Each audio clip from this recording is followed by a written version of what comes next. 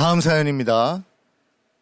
혼전 임신으로 3살 연하의 남편과 결혼을 하게 됐습니다. 생활고 때문에 출산한 지 한 달 만에 일을 다시 시작했고, 게다가 남편의 폭력적인 모습에 결국 이혼을 선택하게 됐습니다.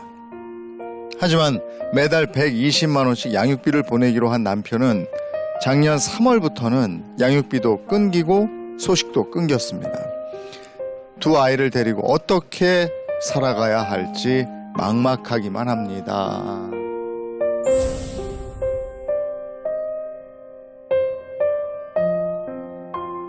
근데 결혼 초기부터 금전적으로 여러 가지 갈등이 있었어요?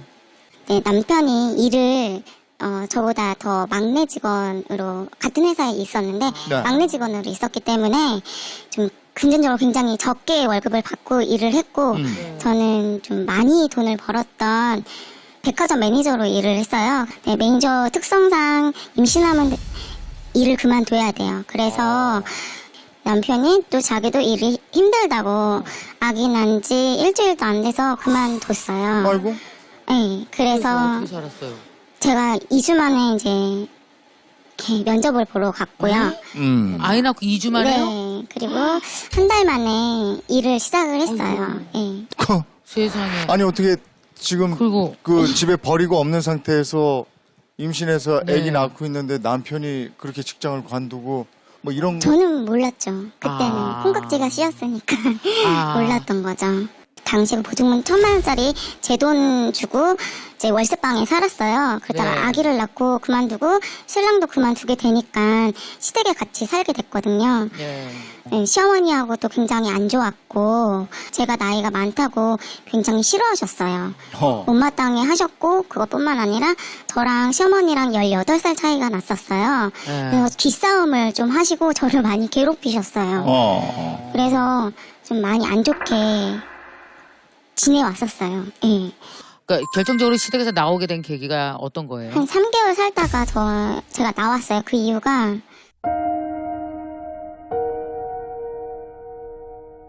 아이 낳고 100일 정도 됐을 때 이제 저를 때리더라고요.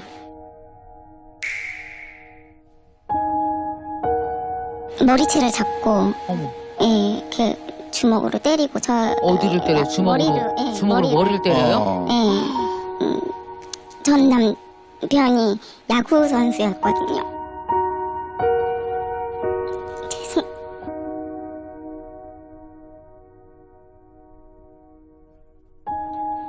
되게 많이 사랑했는데 그때 많이 상처를 많이 받았었어요. 그럼 아이랑 둘이서 살았어요? 친정으로 잠깐 갔다가 친정도 여의치 않아서 아이하고 모텔에서 한 달을 살았어요. 아이고 저런.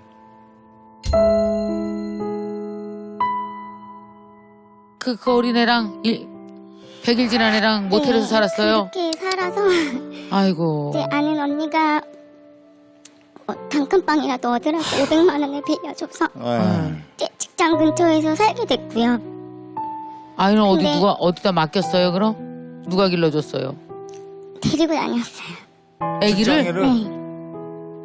어떻게 해? 저희 사정을 좀 알아가지고 네. 좀 양해를 해주셨어요. 몰래 봐주셨어요. 좀. 그랬어요. 그래서 결혼한 지 얼마 안 됐는데 이혼할 수는 없잖아요. 아이도 생긴 지 얼마 안 됐고 그래서 저는 이제 같이 살래 어쩔래라고 결단을 내리자 해서 살게 됐고요. 네. 다시 다시? 살고 잘해보려고 살았는데 다시 폭력은 시작되었고 아이고. 그 와중에 이제 제가 전 남편을 이제 백화점 매니저로 다른 지점에다가 이제 취직을 시켜줬어요. 네. 그랬더니 더 많이 변해서 그때부터는 더 심해졌어요. 어. 1년에 한 2-3번은 가출을 하고 짧으면 하루 길면 2달 정도를 나가서 안 들어오고 남편이? 네 그리고 자기가 화가 나면은 집안에 있는 물건을 부시고 때리고 그랬어요. 그 아이가 그런데 둘째가 또 태어났어요. 네, 연년생으로, 네 그죠? 연년생으로 태어나게 됐는데 그 사람이 낳자고 하더라고요. 예. 무릎 꿇고 저한테 자기가 투잡, 쓰리잡 뛰고 하겠다라고 했는데 역시 지키진 않았고 저는 둘째 낳기 전 이틀 전까지 일을 했고 또 3주 만에 또 일을 하러 나갔고 그 상황이 된 거죠. 그러다가 그 사람의 거짓말로 인해서 싸우게 됐는데 집을 나가겠다고 이혼을 하자고 그러면서 때리고 부시고 그래서 경찰에 신고하려고 했더니 전화기도 두 동강이 내고 그렇게 해서 이제 이혼을 결심을 하게 됐어요. 더 이상은 아프게 하고 싶지 않았거든요, 아이들을. 그 모습 보이기가 너무 싫었어요. 그때 아이가 몇 살이었어? 그때 아이가 첫째 아이가 5살, 둘째 아이가 4살이요. 아, 근데 지금 또 그 아이들 그렇게 커서 학교 다니는데 양육비도 안 주고. 원래는 잘 줬어요. 네. 잘 주고 했는데 여자가 생겼더라고요. 아. 그러더니 네. 작년 3월부터 네. 돈을 안 넣어주더라고요. 그래서 제가 전화를 했고 전화를 했지만 차단이 돼 있는지 금방 넘어가고 제가 다른 전화번호로 전화를 했더니 내 아이가 아니라고 하더라고요. 자기 아이가 아니라고 부정을 하더라고요. 아유. 그 사람은 이혼할 때도 양육비 부담 조서를 쓸 때도 네. 면적 교섭권 행사를 안 한다고 적었었어요. 그래요. 안 네. 보겠다. 네. 참. 그리고 나서는 남편하고 면접교섭권도 행사를 안 할 만큼 이랬으니 전혀 교류는 없었겠고. 네, 전혀 교류가 없다가 네. 둘째 아이가 친구들한테 그 얘기를 하더라고요. 나는 아빠가 없어. 너무나 천진난만하게 얘기를 하길래 네. 너무 마음이 아팠어요. 그래서 제가 먼저 연락을 했고 나 성을 바꾸려고 한다. 아이들을 진짜 안 보겠냐라고 하니까 보고 싶다고 하더라고요. 그래서 보게 했는데 거의 딱 1년 봤어요. 처음에는 한 달에 2번씩 보다가 네. 그 다음에는 한 달에 한 번, 그 다음엔 2달에 한 번, 그리고 안 보게 됐어요. 안 보고. 아. 지금은 그럼 뭐 양육비는 전혀 받지 못하는 네. 상황이고 아이들도 아빠랑 연락이 네, 안 돼요. 끊어졌고. 네. 어떻게 사시고 계세요 지금? 기초생활 수급자로 살고 있고요. 생계급여 116만 원 정도 받고 저희 첫째 아이가 예. 중증 자폐장애예요. 그래서 아이고. 장애 아동 수당 20만 원 해가지고 그렇게 살고 있는데 코로나 때문에 좀 많이 힘들어요. 너무 힘들겠네. 네, 저도 뭔가를 해보려고 네. 저는 이제 취업 성공 패키지라는 거를 네. 해가지고 피부 네일 자격증 그거를 국가 자격증을 따고 일을 해보려고 했지만 중증 아이를 자폐 장애 아이를 데리고 살다 보니까 제가 어디 취직을 하기는 힘들고 창업을 아이를 하기에는 돌봐야 되니까. 목돈이 들어서 네. 아직 이렇게 힘들게 살고 있어요. 최근에 자폐 아이들만 따로 엄마들이 이렇게 왔다 갔다 할 수 있게끔 평일만 맡아주고 주말만 왔다 갔다 할 수 있게끔 그런 자원봉사 센터가 있더라고요. 그래서 혹시라도 동네에 가까운 곳에 그런 좋은 분들이 센터에 있으면 혹시 또 한 번 또 문을 두드리면 거기 같은 또래끼리 있어요. 즐겨 봤는데 저희 그것도 아이는 힘들어요. 네. 배변도 안 되고 이제 말을 그래요? 전혀 못해요. 그럼 그래서 옆에 누가 잠시 항상 없으면 있어요. 안 되겠네요. 네, 그래서 먼지도 막 먹고 그렇기 때문에 근데 참 이것도 기간마다 다를 거예요. 대소변을 안 하는 애들도 받는 기간이 있어요. 그래서 더 많이 좋은 기간을 참 우리가 이렇게 찾아야 된다는 게 참 그거는 너무 너무 마음이 힘들어요. 아파요. 이제 친정에서는 엄마가 도와줄 수 없어요? 상황이 안 돼요? 저희는 네, 엄마가 좀 아프세요. 뇌에 약간 종양이 있으셔가지고 수술도 하시고 그래서 지금 사실 어떻게 보면 아직까지 현실적으로 법적인 그 제도 자체가 양육비를 받아내는데 좀 미흡한 부분이 좀 많이 있어요. 그러니까 법적으로야 예를 들면 그 남편분이 직장 생활하고 있다 그러면 회사로 하여금 급여 중에 일부를 양육비를 예. 공제한 다음에 네네네. 이 양육하시는 분한테 직접 지급하도록 명령할 수도 있어요. 예, 맞아요. 네. 직접 지급 명령이라는 건데 이건 법원을 통해서 해야 되는 네, 거고 네. 그다음에 일정 부분은 이제 담보 목돈으로 해가 담보를 제공하게 할 수도 있고 그다음에 만약 이런 걸 이행하지 않았을 때는 뭐 과태료를 부과하거나 아니면 30일 동안 유치장에 감치하는 제도도 있긴 있어요. 네. 근데 요즘에 좀 막 나가는 아빠들 같은 경우에는 감치 뭐 까짓 거 살고 말지 이래서 그냥 몸으로 때우겠다 하시는 분도 있어요. 그렇게 하고 나면 더 이상 방법이 없어져 버리니까. 오. 왜 이런 문제가 발생하냐고 보면 네. 기본적으로 양육비를 어떻게 보냐면 이 아. 개인 간의 채권 채무 관계로 본단 말이에요. 그러니까 어떤 아이의 어떤 장래에 대한 네. 아이의 복지를 위한 관점에서 보는 게 아니라 두 사람 사이에 이제 돈 채권 채무 관계니까 두 사람이 알아서 해. 이렇게 놔두고 방치하고 있는 수준이란 말이에요. 그러니까 이게 문제라는 걸 지금 네, 지적하고 네, 네. 있어요. 그래서 더 이상 이 문제는 이렇게 개인 간의 뭐 채권 채무 관계가 아니라 어떻게 보면 이를 통해서 아이의 어떤 양육에 어떤 생존의 위협을 가하는 거기 예. 때문에 아동 학대 범죄라고 봐야 되는 거예요. 그래요. 사실은요. 그래서 그렇게 지금 보는 게 법안 맞네요. 중에는 이렇게 1년 이상 양육비를 지급하지 않는 경우에 네. 형사처벌까지 하자. 네. 그다음에 뭐 출국금지도 하자. 뭐 이런 얘기들이 오고 가고 있어요. 그래서 네. 이런 법안들이 발의돼 있고 아마 조만간 잘하면 통과될 수도 있지 않을까 생각이 좀 해보고요. 또 한 가지 제가 사연 들으면서 아까 좀 약간 어이가 없었던 게 뭐냐면 나 면접교섭권 행사 안 할 거야라고 네. 말씀하셨잖아요. 마치 권리처럼 얘기하시는데 아. 면접교섭권은 권이라고 돼 있지만 권리가 아니에요. 권리기도 하지만 의무이기도 해요. 네. 자식한테는 반드시 그 양육하시는 분 외에 비양육자의 어떤 그런 관계가 굉장히 중요한 부분이기 때문에 단순히 자기 권리를 포기한다는 생각을 하시면 안 되는 거고 네. 당연히 하셔야 될 의무를 안 하고 있는 거란 말이에요. 그래서 그런 부분들에서 실제로 그렇게 생각하시는 분도 있기 때문에 좀 제가 바로잡는다는 뜻에서 말씀을 드리는 거고요. 근데 이런 일을 이다도시 씨도 저 양육비 때문에 어떤 일이 있었다고 제가 들었는데. 마찬가지 아시다시피 제가 이혼하게 되었는지 이젠 10년 됐고요. 네. 10년 동안 아기 아빠한테서 양육비를 받아본 적 없습니다. 단한 번도? 마찬가지. 그래서 저도 아. 사실은 가만히 있지 않았어요. 네. 여러 가지 법대로 여러 가지 해보긴 해봤는데, 여태까지 아무것도 못했고요. 그러면 이혼 직후에는 경제적으로도 많이 좀 힘드셨을 거 아니에요? 그렇죠. 사실은 1년 반 동안 싸웠어요. 1년 반 동안.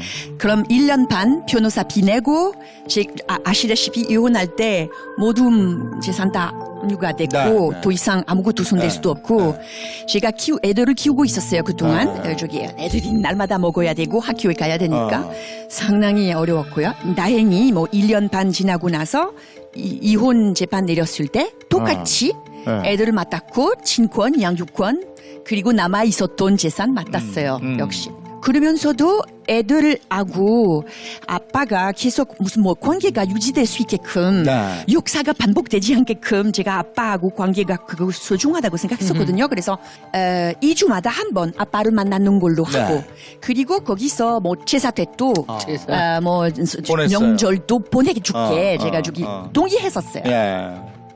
그럼 이혼하고 나서 애들을 역시 아빠를 2번이나 봤어요. 네. 계획대로. 그리고 이후에 툭 끊겼고요. 소식 없었고 메시지 없었고 양육비도 낸 적도 하하. 한 번도. 2주 이후부터 툭. 그래서 연락을 끊어요. 연락 끊었어요. 이혼했을 때 솔직히 대싸움이었잖아요. 기억하시겠지만 나쁜 여자 외국인 여자이기도 하고 이민자이기도 하고 별 욕 다 먹었어요. 별 소문 다 있었고요. 그럼 역시 상대방한테 쉽게 연락할 수 있는 상황 아니었어요, 솔직히. 게다가 애들이 어렸을 때부터 외국인 학교 다니고 있었거든요. 네. 프랑스 학교. 그럼 거기서 또 학비도 어느 정도 센데. 그렇죠. 결국 이혼 하나 이후로 자기 환경 다 이렇게 바꿀 수도 없었고. 그렇지. 그럼 그거 계속 유지할 수 있게끔 노력했죠.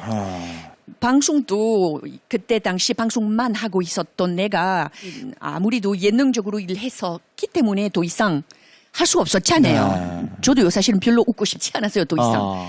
그래서 어느 정도 방송 몇 가지 계속 하긴 했지만 강사로서 나갔고요. 컨설턴트로서 또 회사계에서 네. 나갔고요. 네. 그 일을 너무 열심히 했어요. 저녁에 또 동력이라든지 번역할 수 있게끔 엄청 많이 일을 오는 일은 했거든요. 다 했군요, 그냥. 다 아이들하고 살아야 되니까. 다 치열하게 네. 열심히 아이고, 부끄럽지 너무 않게끔 애쓰셨네요. 뼈 빠지게 진짜 일을 하긴 했는데 뼈 빠지게. 2015년에 그래도 양육비 이행 관리원 생겼어요.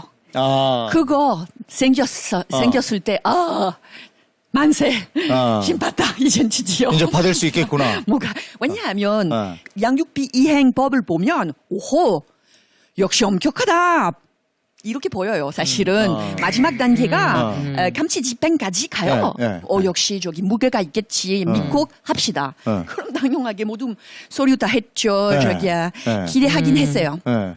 그리고 저도요 그동안 열심히 SNS에서 찾았어요. 아. 억울하면서 울면서 다 수집했어요. 다 봤어요. 다 모든 사진, 모든 정보. 아. 변호사한테도 이분이 큰 소리까지 했어요. 사실은 이런 옛날 이야기 꺼내지도 말아라. 난 이런 사람에 대해서 생각하고 싶지도 않고 이젠 끝났어. 근데 아이들이 있네. 그리고 결국 다양한 동보 이렇게 보내요. 어떻게 진행되는 대로 동보를 보내면 받아야지 그래야 어떻게 진행되는지 알죠. 그럼 안 받으면 땡. 그것도 황당스러워요. 역시 마지막 주소가 시어머니 주소였어요. 네. 그럼 여러 번 경찰까지 갔어요. 거기서 아. 문 안 열어주거나 사람 없거나 그럼 땡. 그것도 독이 없다 이거지. 진짜 결국 감치 집행까지 단계까지 왔어요. 그럼 그것도 동보로 왜냐하면 편지 보내줘요. 감옥에 오세요 이런 것처럼. 그리고 결국 다시 한번 경찰 보냈고 아무도 없으니까 땡 게임 오버. 그렇죠. 그래서 결국은 뭐 결국 도리가 없었네. 지난 봄에 네. 양육비 이행 관리원한테서 이런 이야기 황당스럽게 들었거든요. 사실 저기 이젠 기각될 것 같아요. 미안하지만 기각. 더 이상 진행이 안 돼. 5년 동안 2015년부터 여태까지 해봤는데 지난 야, 봄에 오늘 너무 안 미안하지만 되네요. 제가 엉엉 울었거든요. 여보세요. 난 지금 얌전하게 열심히 이렇게 살아있고요. 이렇게 다 얌전하게 해봤는데 법을 믿고 그랬는데 지금 저한테 도대체 왜 제가 그때 너무 황당해가지고 도대체 왜 제가 외국 사람이라서 그래요? 뭐 여자라서 그래요?